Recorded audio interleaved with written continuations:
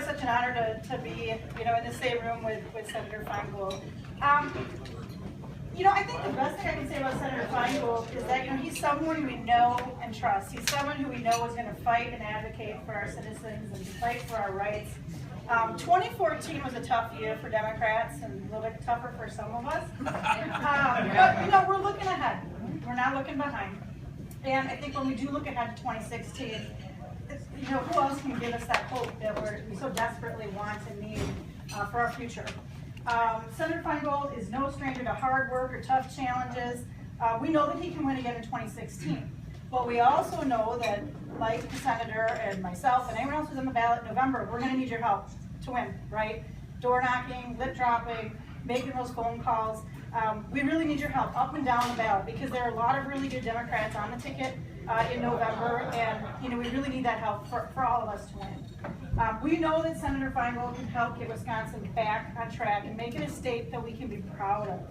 And that's been really lacking for the last several years. I love one of the phrases that Senator Feingold uses, we need to fight together for change. So it's my great honor and pleasure to introduce to you the Honorable Senator Feingold.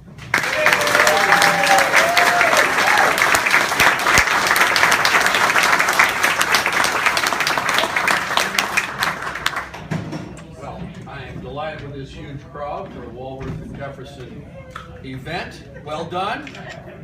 Sunday afternoon, 6 months before election. When you see that kind of thing, you know what happens? You win.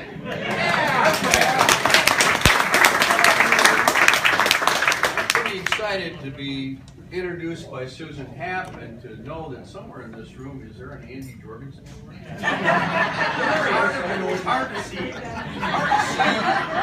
Usually stand sideways, Look, I want to talk about these two because, as you may have heard, I go to all 72 counties. You may possibly have heard me say that. Yes. And Marcus heard about a million times. When you go to all 72 counties, you get to know who's out there that's really helping put the Democratic Party together to change the state. And there's good people all over the state, Martha, as you know. She goes to all 72 also. But there are certain people that stand out as exceptional people, public servants who are Democrats, who run where it's really not easy. That's Susan Happ and Andy Jorgensen. They are the role models. They are the role models of the difference between this state being controlled by the Koch brothers, which it is now, and being controlled by the people of Wisconsin. They are the ones that make the difference. And obviously, we're going to keep winning some seats in Madison, right? But you cannot reverse what has happened in the state assembly and the state senate and the governorship and the Supreme Court if people like this do not win. That's right. Yeah. And it just happens, they're incredible.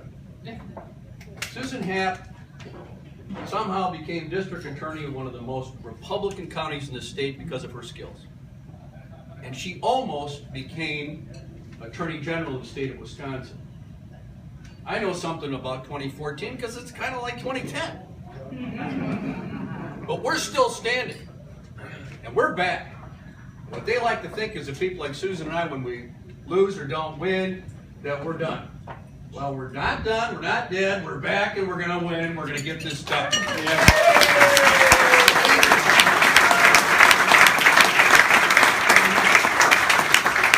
Another thing people say is, Russ, we're glad you're running, we appreciate it, but where's the bench? Where's the young Democrats, the younger Democrats that are going to come along? Well, when you talk about Susan Happ, you're not talking about somebody who's on the bench. She's on the bench. She's in the play. She's in the play in Jefferson County, fighting for justice and fighting for Democrats all across the state. So I just cannot emphasize enough what you have done here by making sure that Susan has had the career she's already had, and it's going to be a even greater career in the future. Same goes for this Andy Jorgensen guy. Who I think could have been a first-class stand-up comic. Yeah. This guy's good. You know what makes a good politician? I'm going to compare you to Teddy Kennedy. Okay? Wow. When you walk in a room. You're filming this, right? Yeah. You walked in a room with Ted Kennedy, and I had that honor for many years. You'd see across the room and go, "Hey, Russ!" It was that warm smile and personality. That's what this man has. That's what he brings to us. His family, his dedication, but his ability to get along with workers at General Motors workers it used to be, farmers, it doesn't matter who it is. Andy knows how to get along with people, work with people. So we thank you for your wonderful service. Thank you.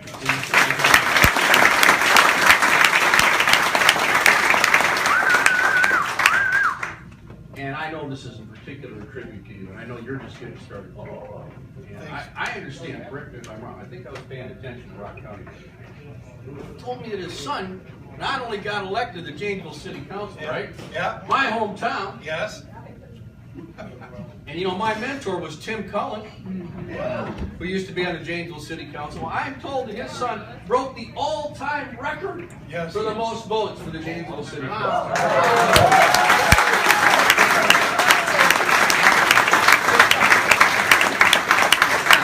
It's not just a question of whether my generation is, you know, preparing people for the next generation. It's the next generation after that that this Jorgensen guy is preparing. So thank you so much, Andy. I'm going to need your help in getting this victory. We need a new United States Senator here, Susan and Andy. I need your help. I need all of your help to get this done. And you know, some of you have already heard me talk about some of the issues that I usually talk about. So today I'm just going to give you something slightly different. You know, you're supposed to do the same speech every time, right? Use that stump speech. Well, I want to talk about something a little different for you. And it relates to this. I told you that as I've gone to all 72 counties last year, and I've been to 50-plus counties this year, visiting businesses and other groups, the thing I've most heard is that middle-income and working families are having a heck of a time making ends meet. I say that in my ads, I say it everywhere, because that's what people told me. And so we talk about things like raising the minimum wage, and family leave, paid family leave, and the cost of higher education, and making sure that Social Security isn't privatized, which Ron Johnson says he wants to do, making sure that the federal government negotiates lower drug prices, making sure that we don't pass a lousy Trans-Pacific Partnership trade deal that's going to ship more jobs over. We talk about all of these things, but there's something else that everybody wants. Republican or Democrat, this isn't a one-party issue. We want our tax dollars spent wisely. And we want to make sure the federal government doesn't waste our money. That's something we all want. And that's something Democrats should embrace. Because the people that are protecting the special interests, those loopholes that ruin our tax code, the people that are helping out the special interests that buy public policy because of Citizens United are known as Republicans. They talk about big government being bad. You know what they are? They're the merger of big government and big corporations, taking away the hard tax dollars of middle class and working families. That's true. Talk about that. What do I mean?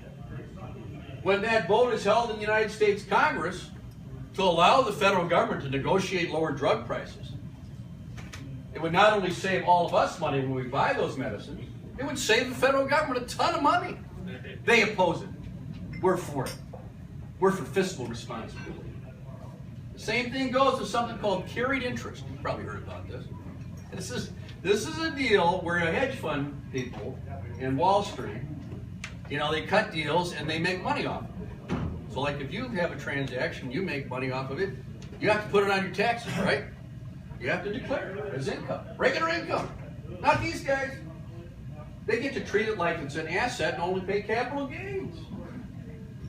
Now, I wouldn't stake everything on the fact that Donald Trump even says it's a bad idea. Because Senator Tammy Baldwin also says it's a bad idea. That gives it a little more credibility. She also claimed in the New York Times that the Pope was against it. And I didn't. I don't know how she determined that. But I believe it. Ron Johnson thinks it's just fine. Why? I've even had these hedge fund people tell me it's stupid even though it benefits them. Why should they have it? It's $16 billion over 10 years. We're for getting rid of it. They're for keeping it. We're for fiscal responsibility. They are not.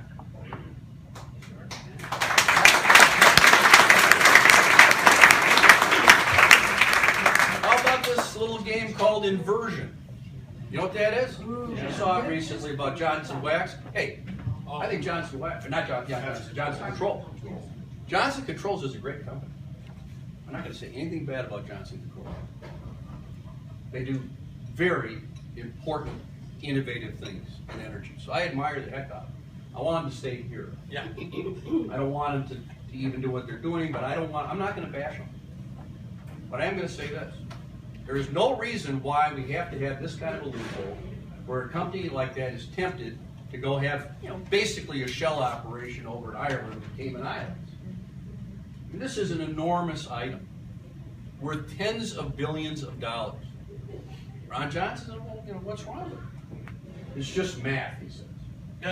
Well, no, it's not. It's a Republican special interest Congress that has blocked common sense reforms.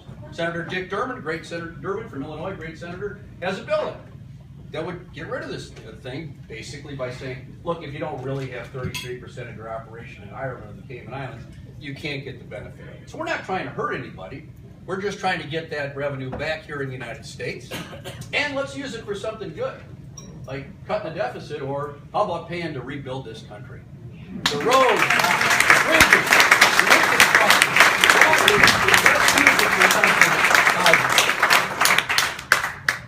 What about corporate jets? Do you realize that you have like a commercial plane or a crop duster plane, you have to depreciate that plane over 7 years. That's how long you get. Well, if you got one of these corporate jets, you get to do it in 5 years. Why? Why should they get a better deal than people that actually use these things for purposes that are very important for our economy? It's simple. Let's close that loophole. Let's have everybody do 7 years. We're for saving the money. They, Ron Johnson and others, are for these bought and paid for loopholes. The last one I'll do, because I can go on for a while, but I promised you it would be different content, is oil and gas companies' special deals under the tax code. You realize they get all these special subsidies, the oil and gas companies, and other companies don't. Remember, we're not talking here about companies versus workers. We're talking about companies versus companies.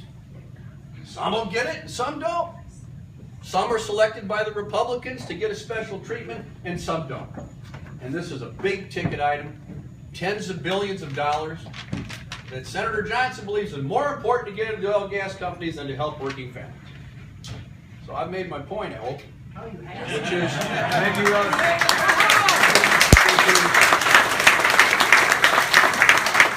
taking our democracy back is not just stopping the corporate takeover by the Koch brothers of this state.